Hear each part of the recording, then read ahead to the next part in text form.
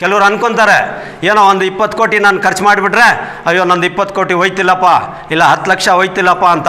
ನಿಜಕ್ಕೂ ಸತ್ಯವಾಗಲೇ ಹೇಳ್ತೀನಿ, ಇವತ್ತು ಪ್ರವಾದಿ ಮೊಹಮ್ಮದ್ ಸಲ್ಲಲ್ಲಾಹು ಅಲೈಹಿ ವಸಲ್ಲಂ ಜನ್ಮ ದಿನಾಂಕ ಇದೆ.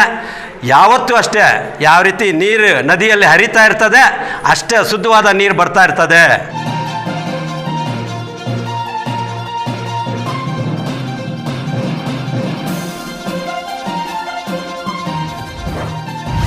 ಅಲ್ಹಮ್ದುಲಿಲ್ಲಾ, ಕರ್ನಾಟಕ ರಾಜ್ಯದ ಹೆಸರಾಂತ ಸಂಸ್ಥೆ ಸೈಯದ್ ಝೈನಬ್ ಎಜುಕೇಷನ್ ಫೌಂಡೇಶನ್ ಮಾನವ ಸೇವೆಗಾಗಿ ಸ್ಥಾಪನೆ ಮಾಡತಕ್ಕಂಥ ಅತ್ಯಂತ ಏಕೈಕ ಅತ್ಯುತ್ತಮವಾದ ಸಂಸ್ಥೆ ಸೈಯದ್ ಝೈನಬ್ ಎಜುಕೇಷನ್ ಫೌಂಡೇಶನ್.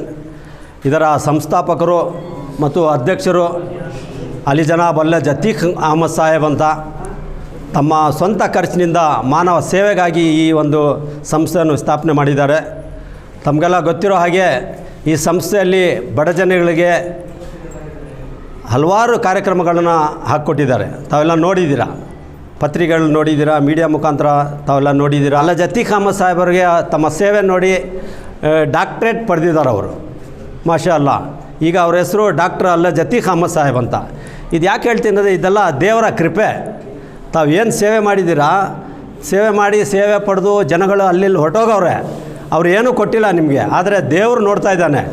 ತಮ್ಮ ಮಾನವ ಸೇವೆಗೆ ಏನೇನು ಮಾಡ್ತಾಯಿದ್ದೀರಾ ಅದನ್ನು ನೋಡಿ ತಮಗೆ ನಿಜಕ್ಕೂ ಆ ದೇವರು ಕೃಪೆ ತಮ್ಮ ಮೇಲೆ ಇದೆ ಅಂಥೇಳಿ ಈ ಸಂದರ್ಭದಲ್ಲಿ ಹೇಳೋಕ್ಕೆ ಇಷ್ಟಪಡ್ತೀನಿ. ಅದೇ ರೀತಿ ಹಲವಾರು ಸಮಸ್ಯೆಗಳನ್ನ ನಿವಾರಣೆಯನ್ನು ಮಾಡಿದ್ದಾರೆ.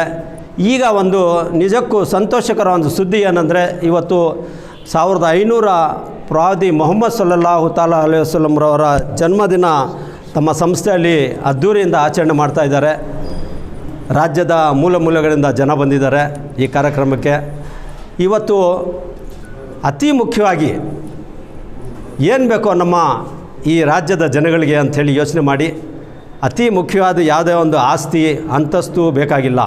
ಅತಿ ಮುಖ್ಯವಾಗಿ ಬೇಕಾಗಿರೋದು ಈ ಜನಾಂಗಕ್ಕೆ, ನಮ್ಮ ರಾಜ್ಯದ ಜನಗಳಿಗೆ, ಬರೀ ಮುಸ್ಲಿಂ ಜನಾಂಗ ಮಾತ್ರ ಅಲ್ಲ, ಇಡೀ ರಾಜ್ಯದ ಪ್ರತಿಯೊಬ್ಬರು ಜನಗಳಿಗೂ ಇವತ್ತು ಬೇಕಾಗಿರೋದು ಶಿಕ್ಷಣ. ಅತಿ ಮುಖ್ಯವಾದ ವಿಚಾರ ಶಿಕ್ಷಣ. ತಾವು ತಮ್ಮ ಮಕ್ಕಳಿಗೆ ಶಿಕ್ಷಣ ಕೊಡಿಸ್ಬಿಟ್ರೆ ಅತಿ ಹೆಚ್ಚು ಆಸ್ತಿ ಅಂತಸ್ತು ಕೊಟ್ಟಂಗೆ. ಇದನ್ನು ಯೋಚನೆ ಮಾಡಿ, ನಾನಾದರೂ ಯೋಚನೆ ಮಾಡ್ತಾಯಿದ್ದೆ. 8-9 ವರ್ಷಗಳ ಹಿಂದೆ ಏನು ರೂಬ್ರು ಅಂತ ಮಾಡೋಕ್ಕೆ ಪ್ರಾರಂಭ ಮಾಡಿದ್ರು. ಆ ಸಮಯದಲ್ಲಿ ಸಾವಿರಾರು ಹೆಣ್ಮಕ್ಳು ಗಂಡು ಮಕ್ಕಳು ಮದುವೆ ಆಗದೇ ಇದ್ದರು. ಇವತ್ತು ಆ ಸಮಸ್ಯೆ ಇಲ್ಲ, ಆ ಸಮಸ್ಯೆಯನ್ನು ನಿವಾರಣೆ ಮಾಡಿದ್ದಾರೆ.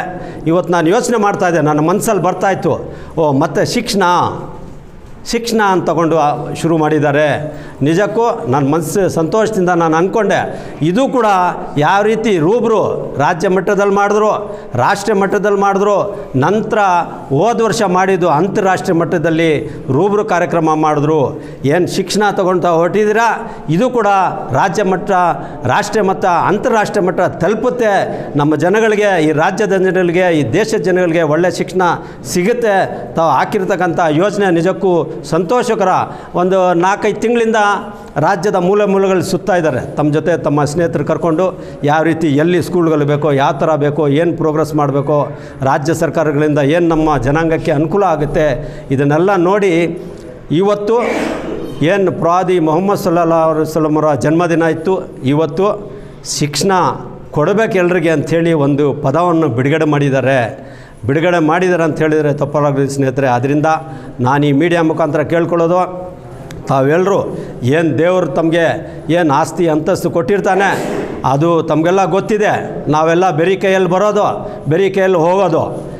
ಇದು ಏನು ದೇವರು ಕೊಟ್ಟಿರ್ತಾನೆ, ಇದು ತಮ್ಮದಿಲ್ಲ, ನಮ್ಮದಿಲ್ಲ, ಇದು ದೇವರ ಸೊತ್ತು.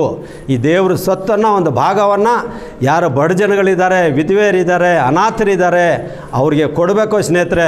ನೋಡಿ, ಒಂದು ಮಾದರಿ ಅಲ್ಹಾಜ್ ಅತೀಕ್ ಅಹಮದ್ ಸಾಹೇಬರು ನೋಡಿದ್ರೆ ಅವರೊಂದು ಮಾದರಿ ನೋಡಿ. ಅವ್ರು ಸಾವಿರಾರು ಲಕ್ಷಾಂತರ ರೂಪಾಯಿ ನಾನು ನೋಡಿದ್ದೀನಿ, ಜೊತೆಲಿದ್ದು ಭಾರಿ ಹತ್ತಿರದಿಂದ ನೋಡ್ತೀನಿ, ಕೋಟಿ ಗಟ್ಟಲೆ ಖರ್ಚು ಮಾಡಿಬಿಟ್ಟವ್ರೆ. ಆದರೂ ಅವ್ರಿಗಿನ್ನೂ ದೇವರು ಕಮ್ಮಿ ಮಾಡಿಲ್ಲ. ಕೆಲವರು ಅನ್ಕೊತಾರೆ, ಏನೋ ಒಂದು 20 ಕೋಟಿ ನಾನು ಖರ್ಚು ಮಾಡಿಬಿಟ್ರೆ ಅಯ್ಯೋ ನಂದು 20 ಕೋಟಿ ಹೋಯ್ತಿಲ್ಲಪ್ಪ, ಇಲ್ಲ 10 ಲಕ್ಷ ಹೋಯ್ತಿಲ್ಲಪ್ಪ ಅಂತ. ನಿಜಕ್ಕೂ ಸತ್ಯವಾಗಲೇ ಹೇಳ್ತೀನಿ, ಇವತ್ತು ಪ್ರವಾದಿ ಮೊಹಮ್ಮದ್ ಸಲ್ಲಲ್ಲಾಹು ಅಲೈಹಿ ವಸಲ್ಲಂ ಜನ್ಮ ದಿನಾಂಕ ಇದೆ. ಯಾವತ್ತೂ ಅಷ್ಟೇ, ಯಾವ ರೀತಿ ನೀರು ನದಿಯಲ್ಲಿ ಹರಿತಾ ಇರ್ತದೆ ಅಷ್ಟೇ ಶುದ್ಧವಾದ ನೀರು ಬರ್ತಾ ಇರ್ತದೆ.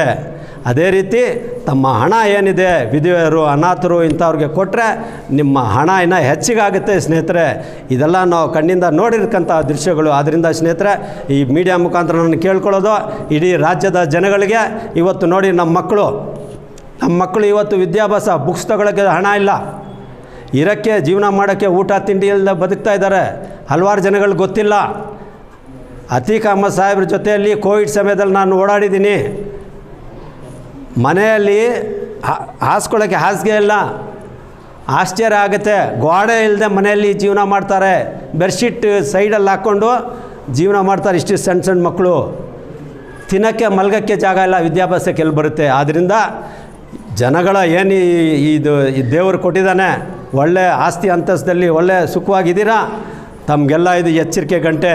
ನಿಜಕ್ಕೂ ಒಂದು ಕಾಯಿಲೆ ಬಂದರೆ ಕೋಟಿಗಟ್ಟಲೆ ಖರ್ಚು ಮಾಡಿಬಿಡ್ತೀರಾ. ನಿಜಕ್ಕೂ ಆ ಹಣವನ್ನು ಈ ಕಡೆ ತಾವು ಹಾಕಬೇಕು. ಏನು ಅಲ್ಲ ಅತೀಕ್ ಅಹಮದ್ ಸಾಹೇಬರು ಈ ಪ್ಲಾನ್ ಮಾಡಿದ್ದಾರೆ, ಈ ಯೋಜನೆಯನ್ನು ಮಾಡಿದ್ದಾರೆ. ಈ ಯೋಜನೆಗೆ ತಾವೆಲ್ಲ ಕೈ ಜೋಡಿಸ್ಬೇಕು.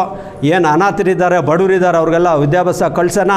ಇಡೀ ರಾಜ್ಯದ ಅವ್ರು ಅಂದ್ಕೊಂಡವ್ರೆ ಇಡೀ ರಾಜ್ಯದಲ್ಲಿ 8-10 ವರ್ಷದಲ್ಲಿ ಒಂದು 10 ಶಾಲೆಗಳನ್ನ ಓಪನ್ ಮಾಡಬೇಕು.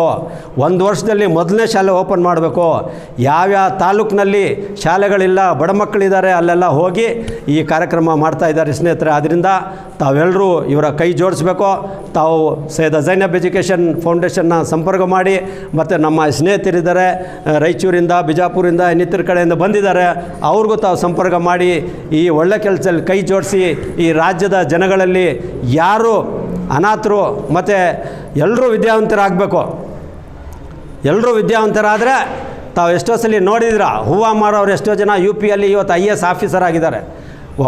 ಒಬ್ಬ ಮಗ ಓದಿ ಒಂದು ಒಳ್ಳೆಯವನಾದರೆ ಅವನು 100 ಜನಕ್ಕೆ ಅವನು ದಾರಿ ತೋರಿಸ್ತಾನೆ. ಅದರಿಂದ ಒಂದು ಹುಡುಗನ ನಾವು ಎತ್ತಿದ್ರ ಮೇಲೆ ವಿದ್ಯಾಭ್ಯಾಸದಲ್ಲಿ ಅವ್ನು 100 ಜನಕ್ಕೆ ದಾರಿ ತೋರಿಸ್ತಾನೆ. ಅದರಿಂದ ಸ್ನೇಹಿತರೆ, ತಾವೆಲ್ಲರೂ Syed Zainab education foundation Ateeq Ahmed Saheb, doctor Ateeq Ahmed ಸಾಹೇಬ್ರು ಏನು ಕಾರ್ಯಕ್ರಮ ಹಾಕಿದ್ದಾರೆ, ತಾವೆಲ್ಲರೂ ಹಣಕಾಸಿನ ಒಂದು ಸಹಕಾರ ಆಗಲಿ, ಬೇರೆ ರೀತಿಯಲ್ಲಿ ಏನೇ ಸಹಕಾರ ಆಗಲಿ, ತಮ್ಮ ಸಮಯದ ಒಂದು ಸಹಕಾರ ಕೂಡ ಕೊಟ್ಟು ಈ ಏನು ಇದು ಆಂದೋಲನ ಇದೆ, ಇದು ಒಂದು ಆಂದೋಲನ ಅಂತ ನಾನು ಹೇಳಕ್ಕೆ ಇಷ್ಟಪಡ್ತೀನಿ.